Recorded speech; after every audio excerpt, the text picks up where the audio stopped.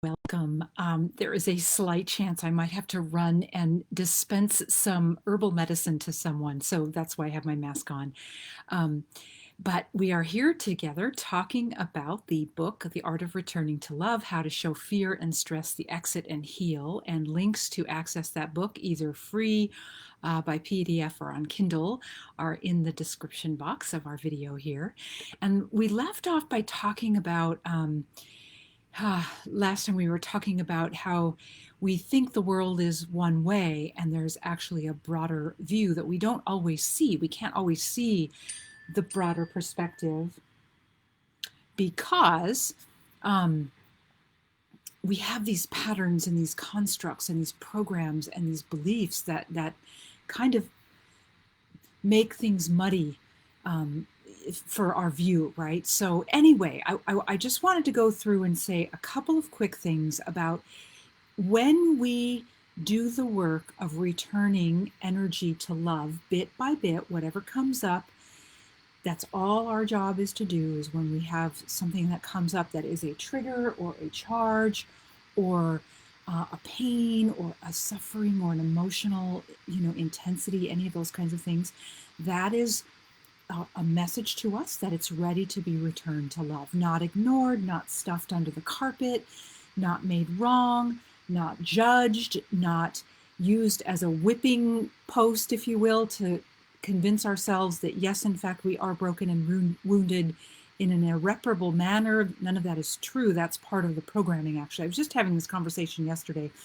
This gal was saying that she feels like there's this really horrible part of herself that if she finds it, that it will make everything come crumbling down. She'll lose everything. And this is the big fear of our lower human mind, or the ego mind, is that we will be annihilated. And I know that word sounds dramatic, but it's actually, once I started recognizing how the programming works inside the lower human mind and that fear of annihilation, I realized actually it's not too strong of a word. But so once we start returning those energies to love, we have this different view, we have this different vista, this vantage point from which to see things. And what I want to say is that every heart knows that there is this capacity to see beyond the bandwidth of fear and suffering that we've been locked in and shackled to for so long.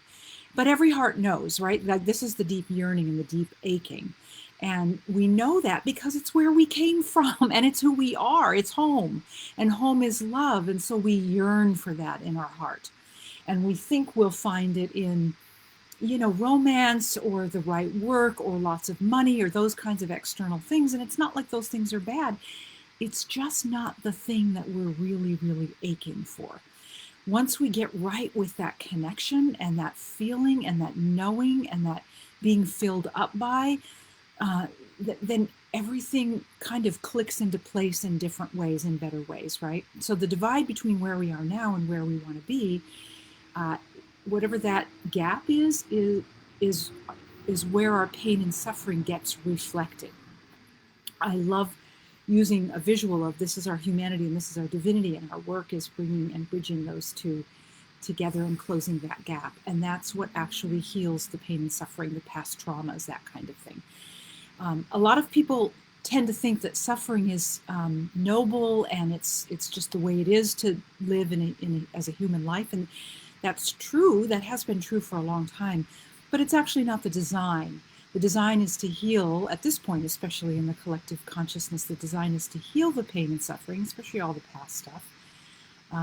Do some work around acceptance and forgiveness, and then discover what it means to live beyond suffering, right? Like, what a cool thing. I just, sometimes I think, oh man, if everybody could get this, it would be amazing. So anyway, the main thing I wanted to talk about today too is once we start doing this work, what becomes what we become aware of is that energy is constantly flowing into us. It's what animates us and keeps us alive. It's our life force, right? But what happens is it drops in through our crown chakra, our highest point, to this connection to our higher presence.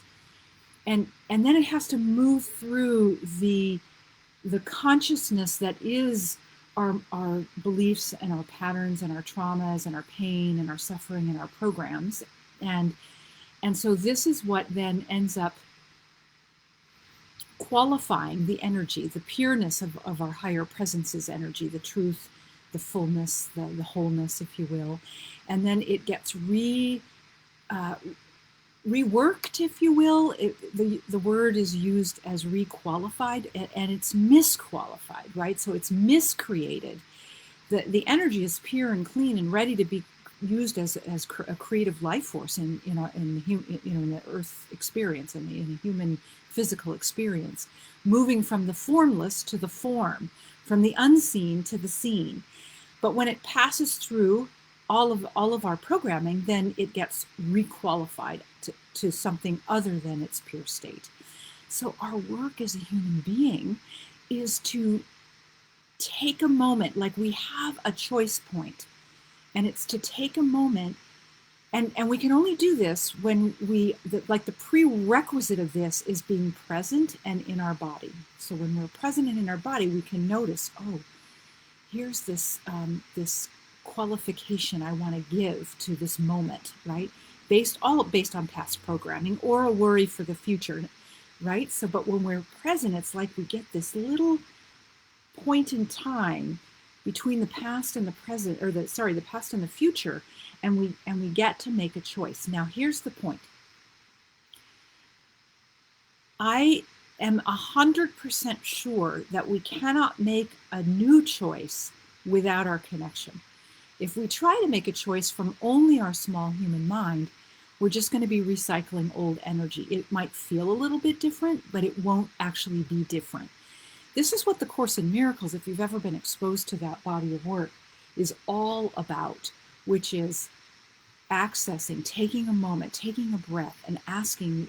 Holy Spirit is the words they use. You can use that term, you can use the source, you can use divine love, you can use, you know what, I'll be right back.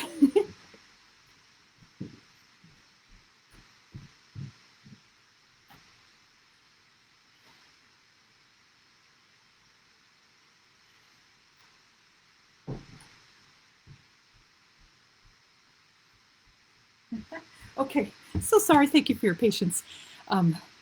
Medicine dispensed. So anyway, exactly where I was. So the key, is in that choice point. So you can call it Holy Spirit or Source or Divine Love or your higher presence or your higher self or your higher wisdom. The point is that you call that part of yourself into that moment. So that part of ourself that is of infinite intelligence can inform what is true about this moment.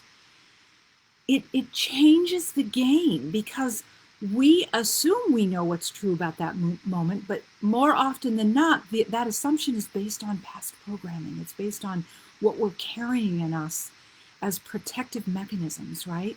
So all I'm asking you to consider and to play with is to practice discovering what might be in that choice point that's bigger than what your past informs you of and what you're worried about for your, in terms of the future. Worry is always about fear of what's going to happen in the future, right?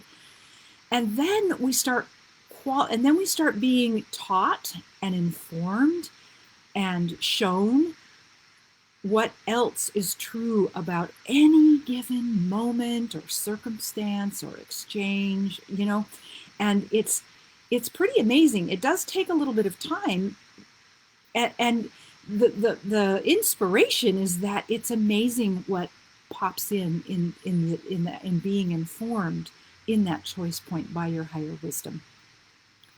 It's always peaceful, it's always empowering, and it's always to serve your highest good. So if you get, sometimes people will say, well, I'm not sure, I don't know if it's my higher self or my own mind.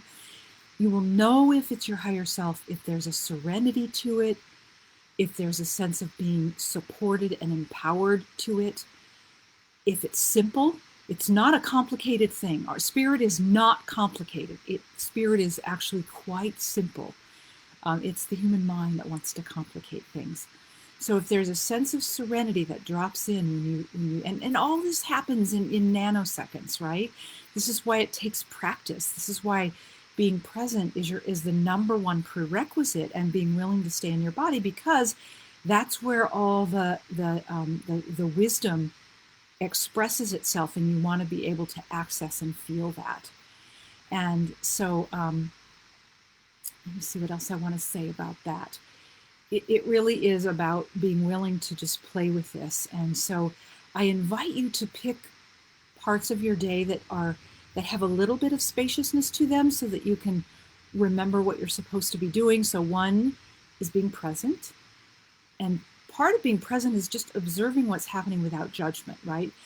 2 is being in your body, and 3 is noticing what happens and what your reactions are, and then taking a breath and inviting your higher self to inform you what may be more true about this exact moment than you think is true, right? Beyond your mind. I love saying, because it's so true, that if our lower human mind could help us heal, could teach us the truth, she would have done it by now, but she really doesn't know how, because her job is really about protection. And it's about accessing everything that has happened to us up until now, and making sure that nothing different happens. Because if we've survived this long with those things happening, then anything different could be threatening, right? And that's the job of the human mind, and it keeps us really limited, really, right? So, yeah, I think that's all we'll say for today, because it's a big invitation, actually, to be willing to be in a relationship with your own choice point. Now, the energy that's coming up, that's bigger than just, a passing moment, that doesn't have healing or transformation involved in it, and release processes, is easier. When there is something that, and I'll just give you this, you can read this in the book too. There's a lot of tools and processes you can use when there is truly something that is ready to be released, which means a healing, right? That involves acceptance and self-forgiveness.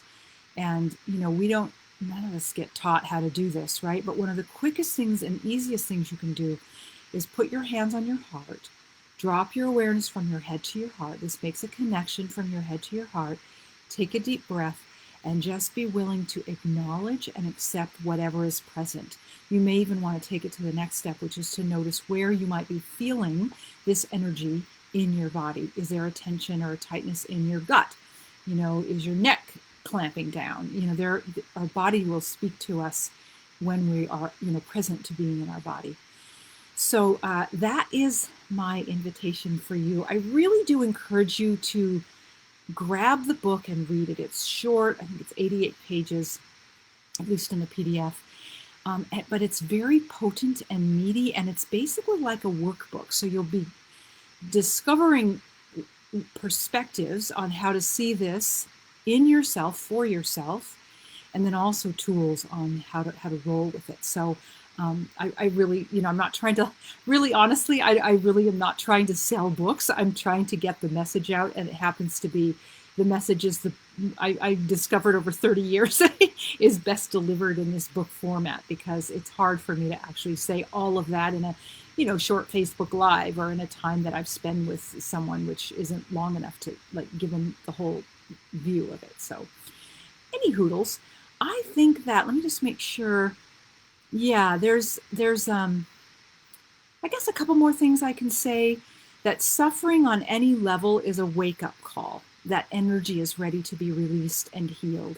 It doesn't mean you're wrong or bad or broken or irreparably wounded, right? That's really important to regularly remind yourself. It simply means that, this energy is helping me be aware that it's ready to be released. And every human being on the planet right now is getting their chance to do this, right? Like we said, when we said, yeah, I'm gonna come, and I'm gonna be boots on the ground in a body on the earth at this time, we said we'd be willing to do this work. So, I had to say to another person the other day, everyone wants to look for what's wrong with them. This is that part of ourselves that has been programmed because it's a good distraction mechanism, right? If we spend a lot of time, if we spend our whole lifetime trying to figure out what our problem is and what's wrong, that's a good distraction mechanism from the truth of our being, right? From the fact that wait a minute, we're an extension of the source of all life. The source of all life is whole and in right and good order.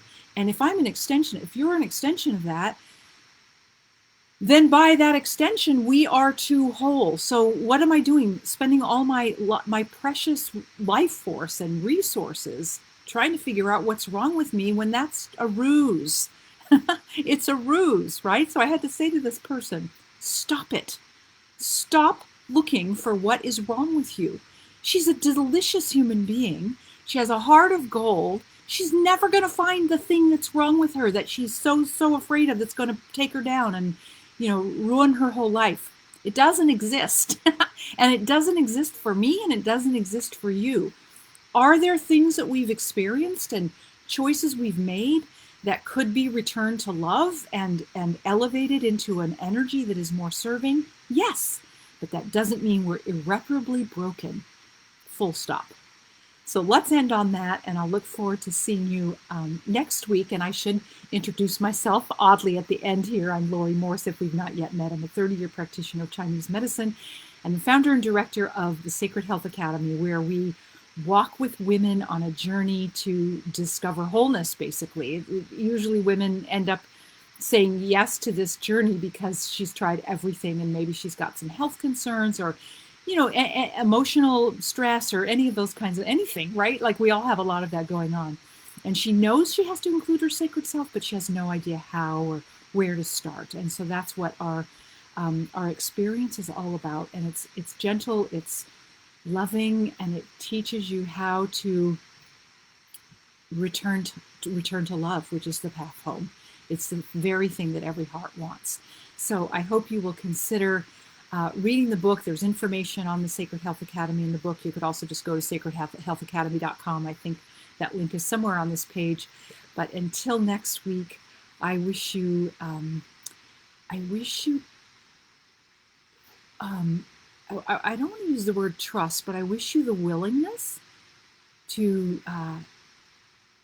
hold open a choice point just long enough for you to be gifted by grace with a knowing and trust that there's more going on than you realize, that more going on than your small mind would have you believe.